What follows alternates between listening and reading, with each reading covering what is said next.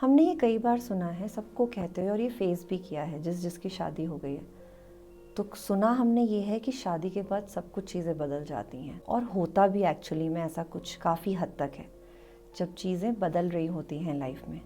और उसमें एक जो बहुत डिफ़िकल्ट बदलाव जो आपकी लाइफ में आ रहा होता है वो जब आप उस नए घर में जाते हैं और आपको ताने सुनने को मिले, आपको चीज़ों को अलग तरीके से बोलने का स्टाइल दिखे, आपको दिखे कि सामने वाला ना आपको कह रहा है और लेकिन वो कह बहुत अजीब तरीके से रहा है।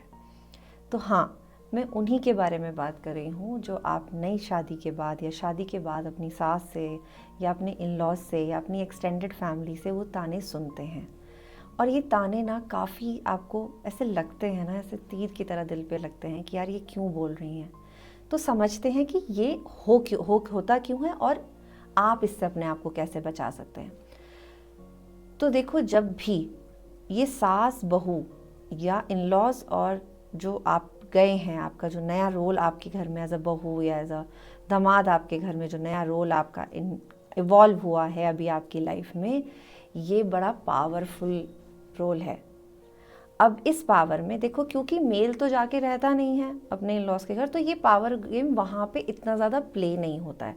ज़्यादा अगर ये पावर गेम जो प्ले होता है वो सास और बहू के बीच में होता है। जी हाँ, ये ज़्यादातर सास और बहू के बीच में होता है।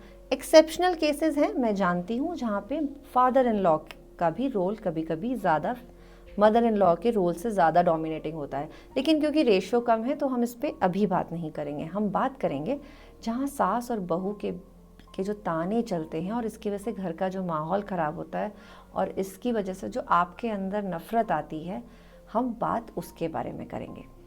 तो जैसा मैंने बताया कि ये एक पावर गेम है। जिस घर में आप गई हैं उस घर में वो औरत अपने 20-30 साल, कहीं कहीं 35, कहीं 25, कहीं 30 साल दे चुकी होती है। अब आप गए, अब आप चाहते हो, आपने कहा कि मैं तो इस घर को अपना घर मानती हूँ और मैं नए बदलाव लाने इमीडिएटली शुरू कर देती हूँ। अब ये बदलाव उस 30, 40, 35 साल की जो लेडी उसने अपने घर में बिताया है, जो कि आपकी सास है, जब वो ये बदलाव इमीडिएटली आते हुए देखती है तो उससे बर्दाश्त नहीं होता। और तब होते हैं तीर कमान शुरू, कि उन्होंने ऐसा कुछ कहा जो आपको अच्छा नहीं लगा, और क्योंकि आप में पेशेंस ऑब्वियसली नहीं है तो आपने भी उनको रिवर्ट कुछ बोल दिया। देखो, उनके ताने आना जायज़ नहीं है, मैं ये नहीं कह रही हूँ कि वो जो कर रही हैं वो सही है, लेकिन उसका कारण बताने की कोशिश कर रही हूँ कि वो ऐसा करती क्यों है। जिसने जो घर बनाया है, जिस घर में वो घर जिसने बनाया है, इतने प्यार से संवारा है, जो बेटा आपको दिया है, तो उसके अंदर भी एक्सपेक्टेशन है कि जब आप आए हैं उनके घर में तो आप उनकी सारी बात माने। अगेन कहूँगी कि उनकी सारी एक्सपेक्टेशंस सही नहीं है, लेकिन क्या आपके जवाब देने से या आपके उल्टा रिएक्ट करने से सिचुएशन में कोई बदलाव आने वाला है? बिल्कुल भी नहीं आने वाला। तो ये वीडियो चाहे मदर इन लॉज देख रही हूँ, चाहे बहुएं देख रही हूँ, ये वर्क दोनों के लिए करेगा। तो क्योंकि आपके लिए ज़्यादा डिफ़िकल्ट है, आप बाहर से आते हैं, आप इस घर को अपना बनाने की कोशिश कर रहे होते हैं, और उस कोशिश में जब आपको ताने मिलते हैं जो कि एक बहुत पैने तीर की तरह आपको लगते हैं, तब आपको क्या करना चाहिए? तो ये जो पैना तीर आया है ना, तो हमने देखा है कभी रामायण, और हमने जब पुरानी हम मैथोलॉजी मूवीज़ देखते हैं तो उसमें देखा है ना कि तीर आता है और वो फूल में बदल जाता है। तो ऐसा हम रियल लाइफ में भी करने की कोशिश कर सकते हैं। लेकिन खुशबू, ये कठिन है। हाँ, ये कठिन है, लेकिन इम्पॉसिबल नहीं है। कर क्या सकते हैं? देखो, आपकी मदर इन लॉ की आदत रहेगी कि वो आपको कुछ ना कुछ नेगेटिव कहेंगे, क्योंकि आप छोटे छोटे चेंजेस घर में ला रहे हैं, उसके बेटे की लाइफ में ला रहे हैं, तो उसको वो अच्छा नहीं लग रहा है। तो वो सामने से तो आपको रोक नहीं सकती हैं, क्योंकि उनको भी पता है कि अब उनका बेटा आपका हस्बैंड है। तो तानों से वो आप तक वो बात पहुंचाने की कोशिश करती हैं। अब जब वो ताना आपकी तरफ आ रहा है, आपके पास पॉसिबल तरीके क्या हैं डील करने के लिए? जो पॉसिबल तरीके हैं उसमें पहला है कि आप उनको रिप्लाई कर दें उसी गुस्से और उसी एग्रेशन से, जिसने उसी पावर से, जैसे वो उतने पावर से आपके ऊपर तीर भेज रही हैं, और उसी पावर से आप भी उसका रिप्लाई कर दें। नेगेटिव रिप्लाई कर दें या एग्रेसिव रिप्लाई कर दें, या एक्सेप्ट बिना करे चीज़ों को एकदम फटाक से जाके बोल दें, तो क्या होगा? सिर्फ झगड़ा होगा। फिर से याद करिए वो पिक्चर जब जहाँ पे 2 तीर आते हैं और एक दूसरे से भिड़ते हैं और आग लगने लगती है। एग्जैक्टली वैसा ही आपके साथ होगा कि 2 तीर आएंगे और आग लगेगी, क्योंकि दोनों ही एग्रेशन में आके रिएक्ट कर रहे हैं। लेकिन फिर से उस तीर को लाते हैं जो इधर से जाता है और उधर पहुँचते पहुँचते फूल बन जाता है। अब जब ये फूल बनाने वाला जो काम है ना, जो आपको करना है, फीमेल्स को करना है, बहुओं को करना है, वो ये है कि उनकी बातें जब आपकी तरफ आ रही हैं, आपको उनको चुपचाप कामली हैंडल करना है। आपको एक माइंडसेट जो अपने दिमाग में लगा के रखना है वो ये है कि ये अभी एग्रेसिवली ये चीज़ मुझे बोल रही है, ये एक्चुअली में मेरे साथ शायद ऐसा करना नहीं चाहती है, लेकिन ये अभी एग्रेसिव बोल रही है और मुझे इस स्टेज पे अपने आप को शांत रखना है।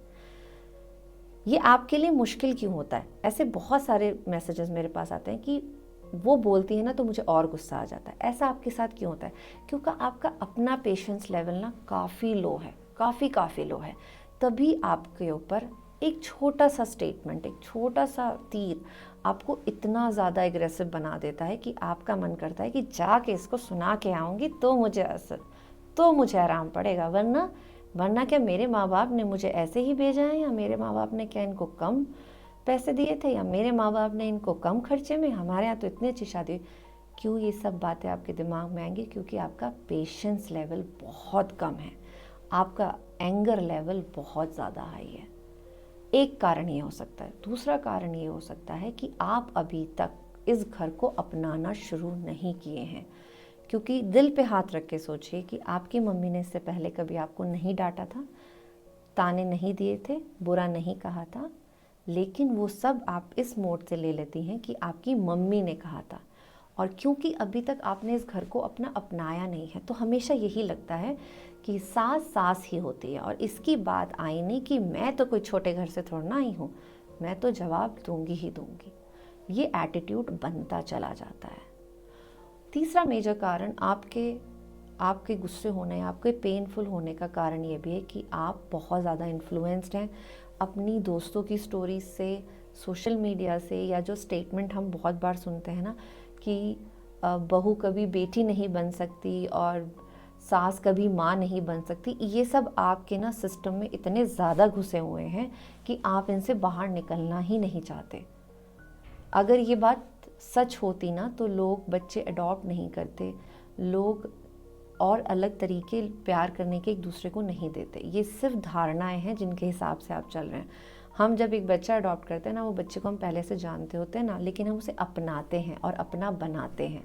तो क्यों नहीं, जब हम किसी और फैमिली में जा रहे हैं तो अपने आप को उतना ही नेचुरल रखें जैसा हम अपने घर पे थे, या हम अपनी धारणाओं को वहीं रख के आएँ जिसका मेरी लाइफ में कोई काम नहीं हो सकता है, आपकी दोस्त की ज़िंदगी में वो करता हो, उसकी उन दोनों की कंपैटिबिलिटी नहीं है। बट आप बिना बनाए, बिना कोशिश करे पहले से ही जब ये मान बैठेंगे कि सास सास होती है और बहू बहू होती है, तो चीज़ें कभी नहीं काम करेंगी।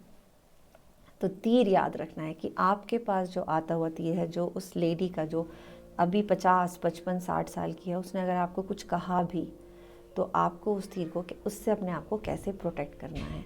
और जब भी, ऐसा मैं कभी नहीं कहूँगी कि हमेशा अपने आप को सिर्फ दबा लो और इन 3 चीज़ों पे सोचो, नहीं। जब भी चीज़ें शांत हो जाएं, जब भी आपके घर में माहौल अच्छा हो, आपके पास वो स्पेस है कि आप अपनी मदर इन लॉ से जाके बात कर सकते हैं, उनसे कुछ चीज़ें शेयर कर सकते हैं, तो जाइए और बताइए कि मुझे आपकी ये बात उस दिन बुरी लगी थी, जिससे आप भी खाली हो जाएंगे और आप दोनों के बीच में जो ये वॉर चलती रहती है ना तीरों की, ये कम होगी। तो ऐसा बिल्कुल नहीं है कि हमें बस बर्दाश्त करना है, नहीं। राइट टाइम और राइट अप्रोच से जाके आप बात करेंगे तो उनको भी समझ आएगा। और ये अपनाइए, यही एक सही तरीका है इस रिश्ते को जीने का, सास बहू के रिश्ते को जीने का।